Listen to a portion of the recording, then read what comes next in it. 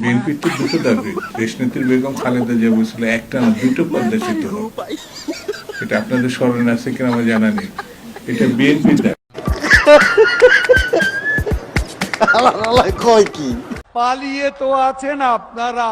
গুপ্ত গুপ্ত তারেক রহমান আর রাজনীতি করবে না। গুপ্ত গুপ্ত মুসলেকা দিয়ে পালিয়েছে লন্ডনে। গুপ্ত গুপ্ত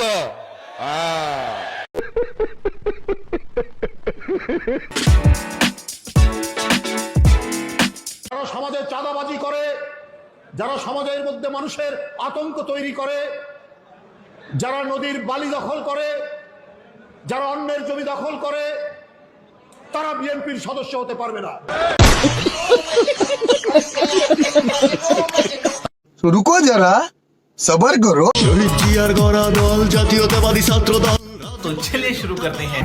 এত লাফায়ও না বাজান, আমরা হারাই নাই, আমরা আছি।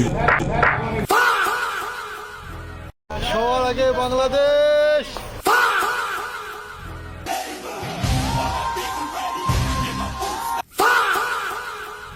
শহীদ জিয়ার গড়া দল জাতীয়তাবাদী ছাত্র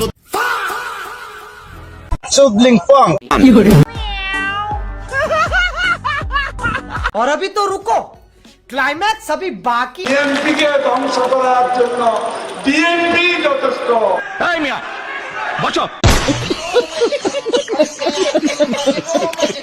যে এরা সংস্কারের বাহানায় যদি নির্বাচনটা না হতে দেয়, সেজন্য আমরা সবকিছুতে আপোষ করে জুলাই জাতীয় সনদ স্বাক্ষর করেছি। যে দল প্রায় 48% ভোট পেয়ে ক্ষমতা চালাচ্ছে, সেই দল প্রকাশ্যে বলছে আমি প্রতারণা করছি, আমি দেশের সাথে এই কাজগুলো করছি। এরকম একটা সিঙ্গেল নজির ইভেন আপনি দ্বিতীয় বিশ্বযুদ্ধের সময় দেখাতে পারবেন না। Oh my God! কবরের মতো একটা জায়গায় 5 ফিট বা 10 ফিটের জায়গায় ছিলাম, আমি বুঝি সেই ব্যথা।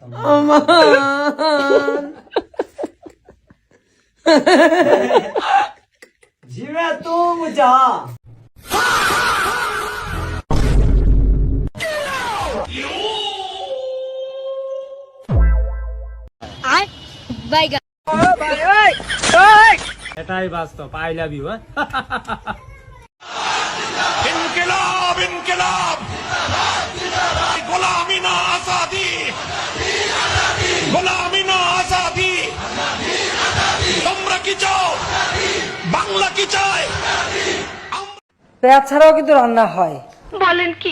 হ্যাঁ, আমি কিন্তু করি, আমি করি তো। সেই মা বোনকে অর্থনৈতিক ভাবে আমরা যাতে সচ্ছল ভাবে গড়ে তুলতে চাই, সেই জন্য এইরকম একটি ফ্যামিলি কার্ড আপনাদের কাছে পৌঁছে দিতে চাই মা বোনদের কাছে।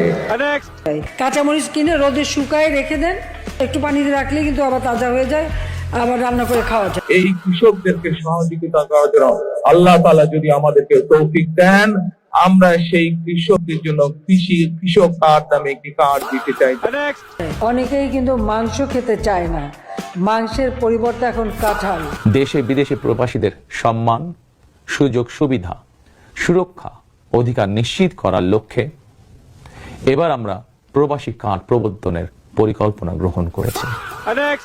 আবার ডিম নিয়ে শুরু করলো, ঠিক আছে। এরপরে যখন ডিম বেশি পাবেন, সিদ্ধ করে ফ্রিজে রেখে দেবেন, বহুদিন থাকবে, সহজে নষ্ট হবে না। মায়েদের কাছে আমরা যেরকম ফ্যামিলি কার্ড পৌঁছে দিচ্ছি, সেরকম আরেকটি কার্ড দিতে চাই, সেটি হবে এলপিজি কার্ড। এলপিজি কেমন দিল?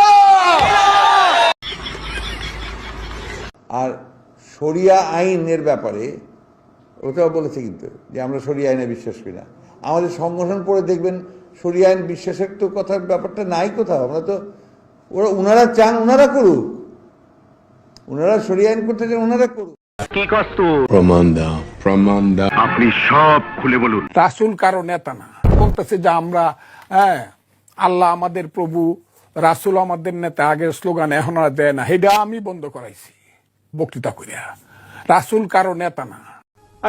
নবী প্রেমীদের অ্যাকশন, ডাইরেক্ট অ্যাকশন, নারে তাকবীর, আল্লাহু আকবার। এই কার কথা বলতেছ? নামটা পরিষ্কার বলো তো, কার কথা বলতেছ? চল থাকা। ওই বেটা, কার কথা বলতেছিস তুই? ওই বেটা নাম আমি ফাজিল তো থাকার। নবীরে ধইরা জেলে দিয়া কমুনে শালা বেটা, নবীরে ধইরা জেলে দিয়া কমুনে শালা বেটা, ফাজিল গুলা কথা কার। সংগ্রামী ভাই ও বোনেরা, একটি কথা বলতে চাই যে শরীরের জন্য তামাক বড়ই ক্ষতিকর, আর ধর্মের জন্য ইসলাম বড়ই ক্ষতিকর। বললাম তো চাঁদাবাজি তো বেটার আপনার জাকাতের চেয়ে, ফেতরার চেয়ে, নীলার চেয়ে বেটার। কারো কারো স্বপ্ন ছিল এখানে এক ধরনের বিশেষ শরিয়া ভিত্তিক রাষ্ট্র কায়েম করবেন, কিছু কিছু মানুষের এই ধরনের চিন্তা ছিল। শেষ পর্যন্ত সেটা না হয়ে যেতে বাংলাদেশ একটা উদার গণতান্ত্রিক পথে গেছে, সেটা কারো কারো ভালো নাও লাগতে পারে। আমি কিন্তু হিন্দু না মুসলমান। বিরোধী দলের নেতা বলেন, ওনাকে আমি অসম্মান করি না, সবসময় মাননীয় বলে কথা বলি, কিন্তু ওনার দলের লোকজন এখানে বসে আছে, তারা আমাকে ফজা পাগলা বলে কথা বলে। উনি আমি ওনাকে, আপনাকে কেউ এই ধরনের উক্তি করেছে আপনার সম্বন্ধে? এরকম তো সংসদে কেউ বলে নাই তো এরকম। না বলছি করেছে। আমার বলতে কোনো বিন্দু পরিমাণ দ্বিধা নাই। হাওয়া ভবনের ছত্রছায়ায় আপনারা সবাই জানেন সেই যে খাম্বা কেলেঙ্কারি, সেখানে শত শত কোটি টাকা, শত শত কোটি টাকা লুটপাট করা হয়েছে। আমি কি আসলে মানে গোপনে গোপনে কাজ করতেছি কিনা, আমি দৃশ্যমান কিনা, এটা আসলে মূল বিষয়। রুকো যারা, সবার করো। 5ই আগস্টের পূর্বের রাশেদ ভাইকে আমি শ্রদ্ধা করি, কিন্তু 5ই আগস্টের পরের রাশেদ ভাইকে আমি দালাল মনে করি, দুষ্ট মনে করি, এবং বর্তমানে রাজনৈতিক জায়গায় তার চরিত্রের কিছু জায়গায় রাজনৈতিক চরিত্র, ব্যক্তিগত চরিত্র। আমি এটা বলতেছি, আমি শেষ করে এটা বললে উনি বুঝতে পারবেন। ওনাকে কি গুপ্ত বলা যায় কিনা? ওনাকে গুপ্ত না, ওনাকে গুপ্তর চাইতে বড় করে লকব যদি আপনার থাকে সেটা দিতে পারে। প্লিজ লিসেন টু মি, ওকে? গ্রামে লোডশেডিং নাই।